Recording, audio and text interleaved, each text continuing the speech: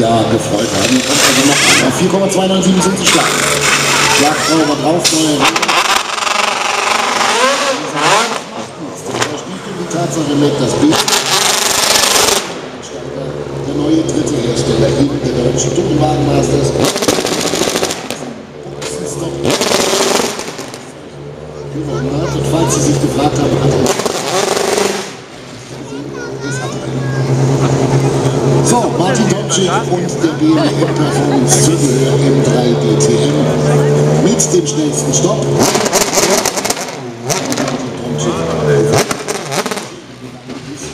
In den 10 Jahren davor, die Namen von BMW Motorsport warten auf Martin Tomczyk im BMW M3 DTM, dem neuen, ich finde, sehr gelungenen Auto der Münchner.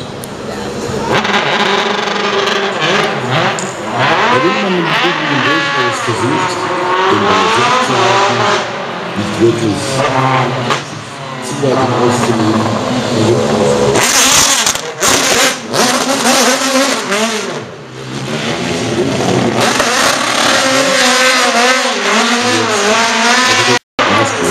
Saisonprognose anbelangt. Er sagt, im ersten Jahr wird es für uns vor allem darum gehen, unseren Erfahrungsrückstand gegenüber der Konkurrenz wettzumachen. Ja, wir haben natürlich alles aus dem FF aus den vergangenen Jahren. Hier ist es doch von Tomczyk übrigens auch unter der Kategorie Support.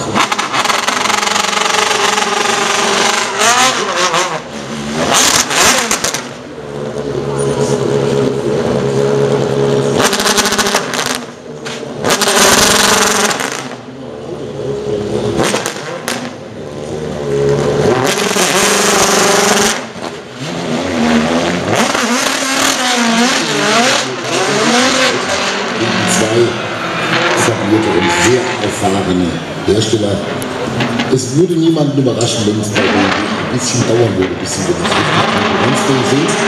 Auch die Einschätzung des ARD-Experten vorher war ja relativ klar.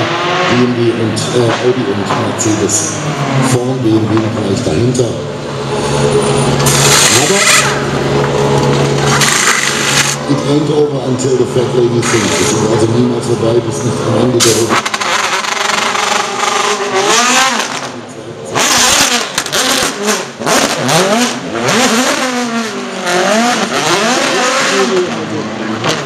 Nachmittag besser geklappt.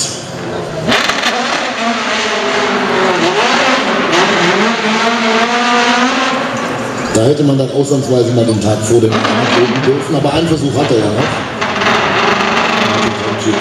Jetzt ist hinkommen und jetzt geht es nochmal Richtung Servus-Mannschaft.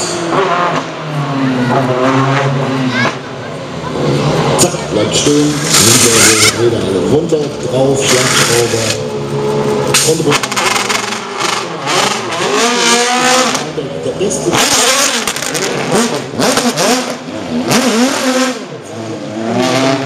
Von der Treffer.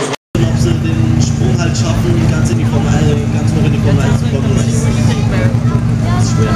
Muss man dann mal sehen. Die Ergebnisse müssen stimmen und der Mann, der hat eine deutsche Vergangenheit.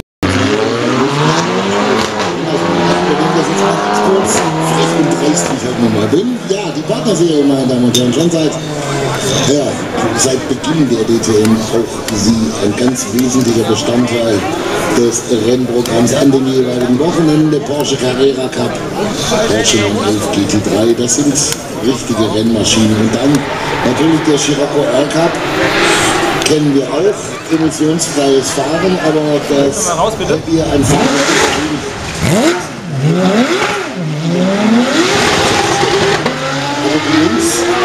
Lassen Sie mich so flapsig formulieren, die besorgen sich schon auch in diesem Scirocco Cup. Und das wird auch in diesem Jahr wieder eine ganz spannende Angelegenheit, weil vor allem VW es immer wieder schafft, prominente und Extremfahrer auch dann mit an den jeweiligen Veranstaltungsort zu lotsen und ihnen die Möglichkeit gibt, noch einmal ein Rennen dann zu fahren. Das zugunsten von Zwergnase. Repräsentativ erstmal Ladies First, Nicole Flick, Port Wiesbaden, schön, dass Sie da sind. Matthias Eichfeld ist bei uns von der Eintracht Wiesbaden und dann auch noch Hans-Peter Schülke von Chef Plosiv, der Mann, der das Ganze ein bisschen angerührt hat.